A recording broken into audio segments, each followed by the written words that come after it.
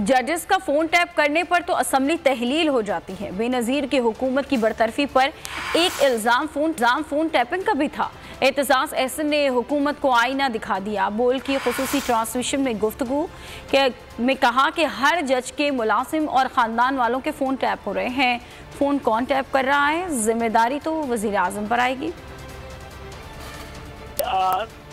Wire tapping all जजेस and there relatives, इसमें तो डिसॉल्व हो जाती है असेंबली और गवर्नमेंट। और बीबी शहीद की गवर्नमेंट और असेंबली डिसॉल्व हुई थी। एक इल्जाम हम पे ये लगाया गया था कि वायर टैपिंग की है, हमने नहीं की थी। वो जिस तरह राना सनाउल्लाह ने धमकी दी है कि हम तलब करेंगे 3 जजेस को और चीफ जस्टिस को, उस पे ये ना समझे दरार रह जाएगी, वो नहीं तलब कर सकेगी। वो पाकिस्तान का आईनी इसमें ये एक इस्तिस्ना देता है इन जज। तहरीके इंसाफ को समझ आनी चाहिए कि जब वो चले जाएंगे तो कहेंगे कि आइन को तस्लीम करो, नून कहेगी हम नहीं करते।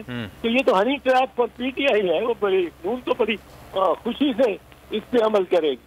हवाए नफ्स की है हुक्मरानी, लुटेरा कर रहा है पासबानी।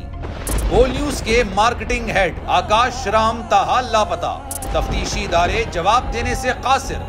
अहले खाना परेशान, बेटे की जुदाई में माँ गम से निढाल। जो बच्चो हिंदू पर आए थे, जो कोन पाकिस्तानी, मुझे मेहरबानी करे पंजो आकाश वापस कयो।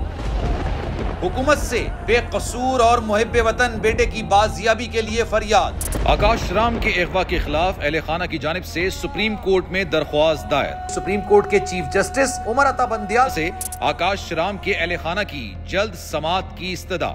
मुश्किल की इस घड़ी में आलमी मीडिया ने भी उठाई आवाज।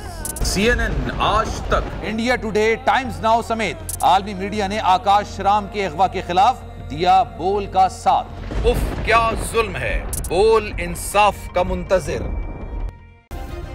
सब्सक्राइब करें और बेल दबाएं ताकि कोई खबर रह न जाए।